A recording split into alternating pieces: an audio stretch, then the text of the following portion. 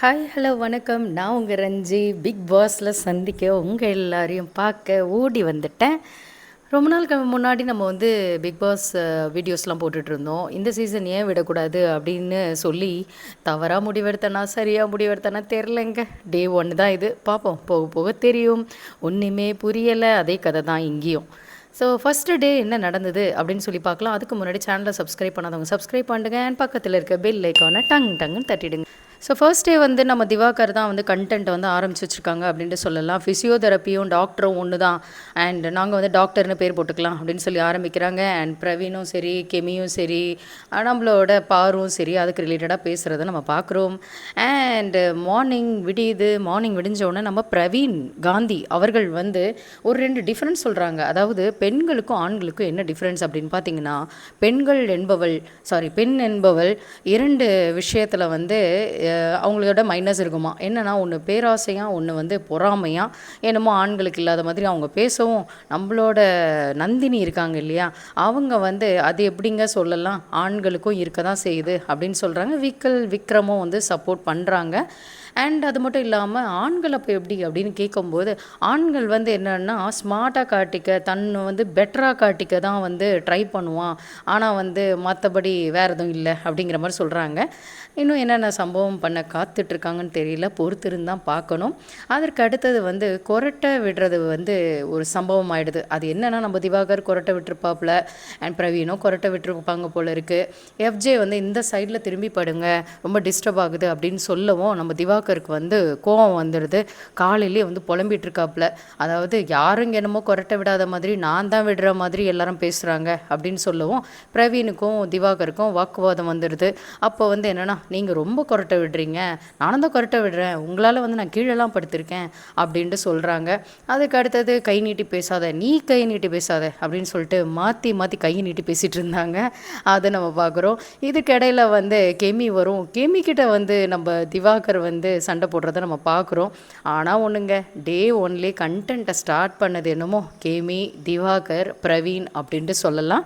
மெயினாக இவங்க 3 பேரை வச்சு தான் அந்த டேவே நகருதுங்க. அதுக்கப்புறம் வந்து நைட்டு பேசின சம்பவம், அந்த சண்டையெல்லாம் வந்து வந்துட்டுருக்குங்க. ஃபிசியோதெரப்பி டாக்டர் அப்படின்னு பேசுகிறது. அண்ட் வந்து என்கிட்ட ஃபிசியோதெரப்பி ரிலேட்டடாக வந்து நிறைய கேட்குறாங்க. எவ்வளோ தான் நான் சொல்கிறது, சொன்னதே சொல்லிக்கிட்டு இருக்கேன் அப்படிங்கிறது. இடையில கேமி வரும், சும்மா இரு அப்படின்னு சொல்லவும், சும்மா இருன்னு நீங்கள் சொல்லக்கூடாது அப்படின்னு சொல்லி கேமி எகிரிட்டு இருக்காங்க. அடுத்தது மார்னிங் வந்து சாங் வந்து ப்ளே ஆகுது. நானும் யோசித்தேன், என்னடா இது காலையில் வெயிலெலாம் வந்துருச்சு, அதுக்கப்புறம் சாங் ப்ளே பண்ணுறாங்கன்னு. அதற்கான ட்விஸ்ட் வந்து கடைசியில் வச்சுருக்காங்க, நான் சொல்கிறேங்க. எங்கள் ஏரியா உள்ளே வராத அந்த சாங் வந்து ப்ளே ஆகுது. எல்லாரும் வந்து செம்ம டான்ஸ் போடுறாங்க. பரவாயில்ல, மேக்ஸிமம் எல்லாருமே ஆடிட்டாங்க அப்படின்ட்டு சொல்லலாம். டான்ஸ் எல்லாம் வந்து பலமாக ஆடிட்டு, அதுக்கப்புறம் குட் மார்னிங் பிக் பாஸ் எல்லாம் சொல்லிவிட்டு, அதற்கு அடுத்தது வந்து ஓகே இன்றைக்கி என்ன சம்பவம் காத்துக்கிட்டு இருக்கு அப்படின்னு சொல்லிட்டு உங்களை மாதிரி நானும் ரொம்ப ஆர்வமாக பார்த்துக்கிட்டு இருந்தேன். ஆனால் பரவாயில்லைங்க, டே 1ல் வந்து கண்டென்ட் கொஞ்சம் ஹெவி தான் அப்படின்ட்டு சொல்லலாம். இன்னும் என்னென்ன பண்ண காத்திருக்கிறாங்களோ அப்படின்னு சொல்லிட்டு கண்டென்ட்டுக்கே பஞ்சம் இல்லாத இந்த பிக் பாஸை வந்து பார்க்குறதுக்கு ரெடி ஆகிட்டேன். அதுக்கடுத்தது சபரி வந்து ஏதோ யோகா பண்ணுறாங்க போல இருக்குது. அது யோகாவா எக்ஸசைஸாக எனக்கு தெரியலங்க. இந்த மாதிரி நான் டிஃப்ரெண்ட்டாக வந்து நான் பார்த்து கிடையாது. ஏதோ ஒன்று பண்ணுறாங்க, கையை தூக்கிட்டு கையை இறக்கி இறக்கி ஒரு மாதிரி சவுண்டு கொடுக்குறாங்க. உடனே ஆப்போசிட்லேருந்து நம்மளோட எஃப்ஜேவும் அண்ட் சைட்லேருந்து கெமியும் வந்து அதே மாதிரி ஆக்ட் பண்ணுறதும், அதே மாதிரி ரியாக்ஷன் கொடுக்கறது, டான்ஸ் ஸ்டெப் மாதிரி போடுறதெல்லாம் செம்ம ஃபன்னியாக இருந்துச்சு. பாவம் சபரிக்கு தான் தெரியாது, ஏன்னா கண்ணு மூடிட்டு இருந்ததுனால சுற்றி வந்து யார் அவங்கள வந்து கலாய்ச்சாங்கன்றதே தெரியாமல் அந்த மனுஷன் ஏதோ பண்ணிகிட்ருக்காங்க. அடுத்தது நம்மளோட பிக் பாஸ் வந்து எல்லா மக்களையும் வந்து லிவிங் ரூமுக்கு வந்து உட்கார சொல்கிறாங்க. லிவிங் ரூமில் உட்காந்தாலே ஏதோ ஒரு டாஸ்க்கோ ஏதோ ஒன்று நடக்கும் இல்லையா, அப்டேட்ஸ் ஏதோ ஒன்று வரும், ஏதோ ஒன்று சம்திங் வில் ஹேப்பன் இல்லையா, அது என்ன அப்படின்னு சொல்லி பார்க்கலாம். நம்ம பிக் பாஸ் வந்து கேட்குறாங்க, அதாவது டே 1 உங்களுக்கு எக்ஸ்பீரியன்ஸ் எப்படி இருந்தது அப்படின்னு சொல்லி கேட்குறாங்க. அப்போ வந்து ஒருத்தரும் அவங்களோட எக்ஸ்பீரியன்ஸை வந்து சொல்கிறாங்க. அதாவது தண்ணியோட இம்பார்ட்டன்ஸ் என்னங்கிறது நான் இப்போ தான் புரிஞ்சுக்கிட்டேன் அப்படிங்கிறதும், லக்ஸுரி லைஃப்பில் நான் இருந்தேன், இப்போ வந்து தண்ணிலாம் ரொம்ப கஷ்டப்படுறேன்னு நம்ம திவாகர் அவங்களோட லக்ஸுரி லைஃப்பை பற்றி சொல்கிறது. அண்ட் வந்து காமனாக வந்து எல்லாருமே வந்து சேம் தான், யாருமே வந்து இங்கே உயர்ந்தவங்க தாழ்ந்தவங்க இல்லை அப்படிங்கிறது இந்த தண்ணி பற்றாக்குறை வந்து புரிய வச்சிச்சு அப்படின்னு சொல்கிறது. இதெல்லாம் நடந்தது. அது மட்டும் இல்லாமல் ஃபஸ்ட்டு டாஸ்க் யார் வந்து படிக்க போகிறீங்க அப்படின்னு கேட்ட உடனே ஓடி போய் நம்ம விக்கல்ஸ் விக்ரம் வந்து நின்றுடுறாங்க கன்ஃபெஷன் ரூம் கிட்ட. அண்ட் அவங்க வந்து உள்ள ரூமுக்கு உள்ளே போனதுக்கப்புறம் கன்ஃபெஷன் ரூம் எப்படி இருக்குன்னு சொல்லவே இல்லை அப்படின்னு பிக் பாஸ் கேட்குறாப்புல. கேட்ட உடனே சுற்றி சுற்றி பார்த்துட்டு எஜிப்தியன் ஸ்டைலில் வந்து ரொம்ப ரொம்ப சூப்பராக இருக்குது அப்படின்னு சொல்லிட்டு சொல்கிறாங்க. உண்மையாகவே கன்ஃபெஷன் ரூம் எனக்கு ரொம்பவே பிடிச்சிது. ஏன்னா அங்கே உள்ள ஒரு சிலைகள் ஆகட்டும் அண்ட் பின்னாடி அந்த ரெக்கையாக இருக்கட்டும் அந்த கலராக இருக்கட்டும் எல்லாமே அமேசிங்காக இருந்தது அப்படின்னு சொல்லலாம். அதுவும் நம்ம விக்கல்ஸ் விக்ரம் வந்து அதே கலரில் வந்து டிஷர்ட் போட்டிருந்ததுனால இன்னும் கூட நல்லா இருந்துச்சு பார்க்குறதுக்கு அப்படின்னு சொல்லலாம். அதற்கு அடுத்தது வெளியில் வந்து டாஸ்க் லெட்டரை படிக்கிறாங்க. டாஸ்க் லெட்டரில் என்ன இருந்தது அப்படின்னு பார்த்தீங்கன்னா, நம்ம தண்ணி பற்றாக்குறைக்கான டாஸ்க்கு, தண்ணி பற்றாக்குறையை சரி பண்ணுறதுக்கு இல்லை அதோட டாஸ்க் வந்து என்னென்ன பாயிண்ட்ஸ் இருக்குது அப்படிங்கிறத சொல்கிறாங்க. ரெட் லைட் இருக்குமா, 2 இடத்துல டேப் இருக்குமா, 10 செகண்ட்ஸ் தான் வந்து அது பிளிங்க் ஆகும் போல் இருக்குது.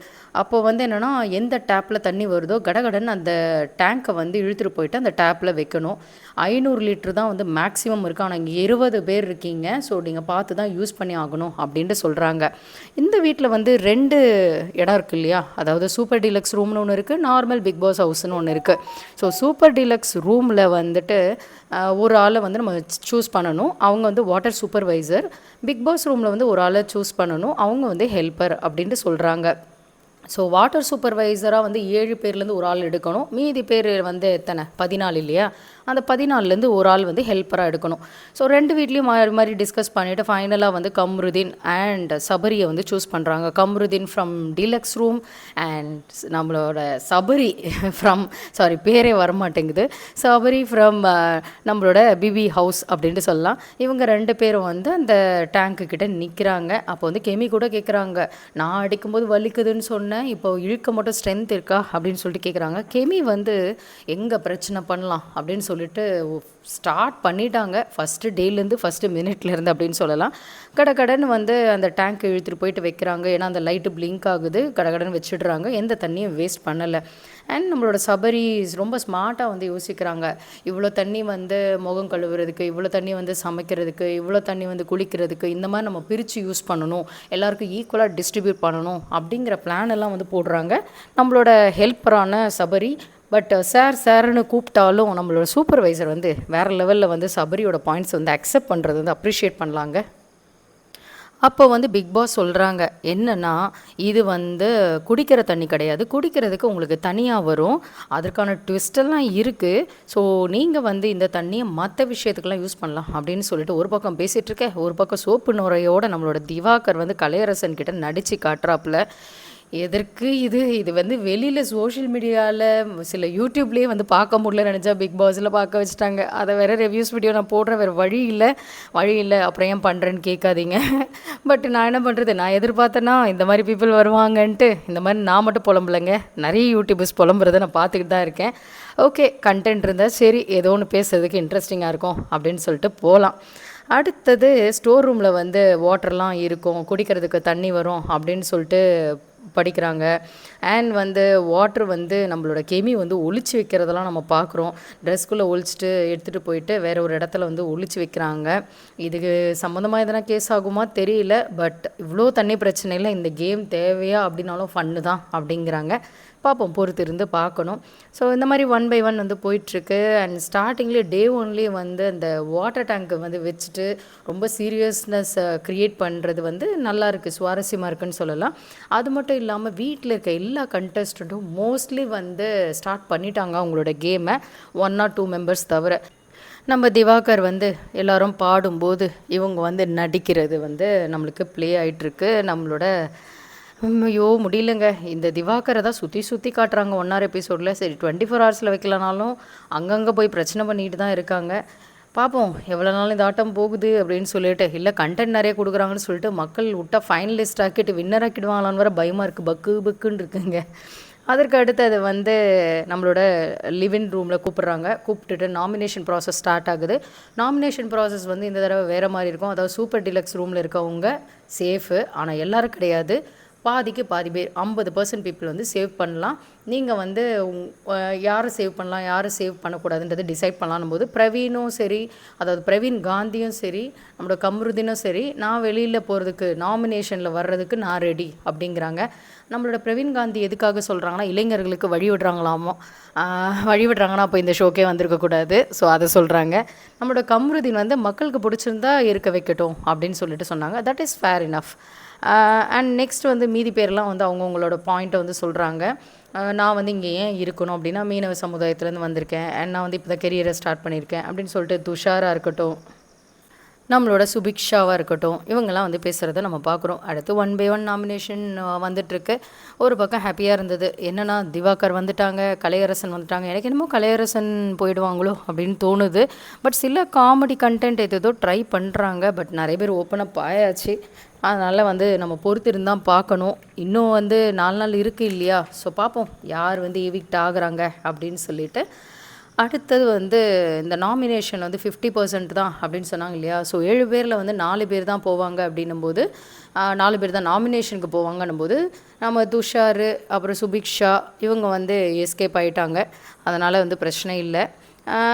மீதி பேரில் வந்து நாமினேட் ஆடுறாங்க, அதாவது நாமினேட் பண்ணிக்கலாம் நம்ம அப்படின்ட்டு சொல்லலாம். அதுக்கு அடுத்தது ஒருத்தரும் வந்து நாமினேஷன் என்ன ரீசனுக்காக அப்படின்னு சொல்கிறாங்க. சிலர் சில்லி ரீசன் சொன்னாலும் நம்மளோட இவங்க இருக்காங்க இல்லையா, யார் நம்மளோட ஆதிரை சூப்பரான பாயிண்ட் சொன்னாங்க. அதாவது மக்களோட மனசில் என்ன இருக்கோ அதை வந்து அங்கே ரீட் பண்ணி சொல்லிட்டாங்க. எனக்கு சில டைம் வந்து இவங்க பூர்ணிமா ஃப்ரெண்டு தான், ஆனால் பூர்ணிமா மாதிரியே பண்ணுற மாதிரி எனக்கு ஒரு ஃபீல் ஆகுது. தெரில, 2 பேரும் ஒரே மாதிரி தான் பேசுவாங்களா, இந்த வார்த்தை கோர்வையாக இருக்கட்டும், இல்லை ஸ்டைலாக இருக்கட்டும், ஆக்சென்ட்டாக இருக்கட்டும், அப்படி தான் இருக்குமா என்னன்னு தெரியல. பொறுத்து இருந்தால் பார்க்கணும். அவங்க வந்து என்ன சொன்னாங்கன்னா, எதை வேணுமோ பண்ணிட்டு வந்துடலாம் அப்படிங்கிற மாதிரி திவாகர் வந்தது வந்து சுத்தமாக வந்து எனக்கு பிடிக்கல அப்படின்னதாக இருக்கட்டும். அண்ட் கலையரசனோட பேரை மறந்துட்டாங்க. நான் வெளில போய் பார்த்துட்டு வரலாமான்னு சொல்லிட்டு வெளியில் வந்து பார்த்துட்டு அதுக்கப்புறம் வந்து உள்ளே போய் திருப்பி நாமினேட் பண்ணுறாங்க. அதை வந்து பிரவீன் வேற கண்டுபிடிச்சிட்டாப்புல, என்ன மறந்துட்டியா அப்படின்னு சொல்லிட்டு. அது செம காமெடியாக இருந்தது. எனக்கு ஞாபகம் வந்தது வந்து நம்ம ராஜு அண்ட் பிரியங்கா, உன் பேர் என்ன அப்படின்னு கேட்டாங்கல்ல, நம்ம பிரியங்கா வந்து பிரியங்கா தேஷ்பாண்டே அப்படின்னு சொல்லுவாங்க. அதெல்லாம் வந்து ஞாபகம் வந்துச்சு இந்த சீன் அப்போது. அதுக்கப்புறம் வந்து கலையரசன் சொன்னது வந்து என்னென்னா, அவங்க ஒய்ஃபும் அவங்களும் வந்து எந்த எக்ஸ்ட்ரீம் வேணுமோ போயிட்டு கண்டென்ட் வந்து பண்ணுவாங்க அப்படின்றது. ஸோ எவ்வளோ பேர் பிக் பாஸ் ஆப்பர்ச்சுனிட்டிக்காக போராடிட்டு இருக்கும்போது இந்த மாதிரிலாம் பண்ணிட்டு ஈஸியாக வந்து உள்ளே வந்துட்டாங்க, அதுவும் நல்ல விஷயத்துக்கு இல்லை அப்படின்ட்டு நம்மளாம் ஏங்குற மாதிரி அவங்களும் ஏங்கியிருக்காங்க. ஏன்னா அவங்க பல வருஷமாக ட்ரை பண்ணது நம்ம எல்லாருக்கும் தெரியும்.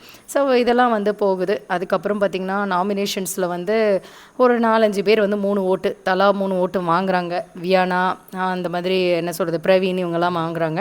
பிரவீன் காந்தி வந்து 3 ஓட்டு தான் வாங்குறாங்க. சாரி 3 இல்லை 4 ஓட்டு பிரவீன் காந்தி வாங்குவாங்க. அண்ட் நம்மளோட திவாகர் தலைவர் 7 ஓட்டுக்கிட்ட, அப்புறம் கலையரசன் 12 ஓட்டுக்கிட்ட வாங்குறாங்கங்க. அண்ட் ஸோ ஃபைனலி வந்து நாமினேஷன்ஸ் வந்து ஓவர் ஆகிடுது. அடுத்தது வந்து வேக்கப் சாங் வந்து உங்களை எழுப்ப இருக்காது, நீங்கள் எல்லோரும் ஏஞ்சி வெளியில் வந்த பிறகு தான் இருக்கும் அப்படிங்கிறாங்க.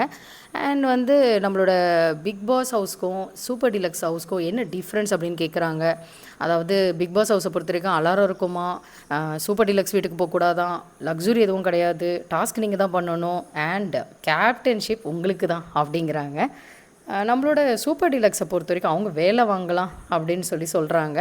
அண்ட் நாமினேஷன் வந்து 50% இல்லையா, அதெல்லாம் இருக்குது.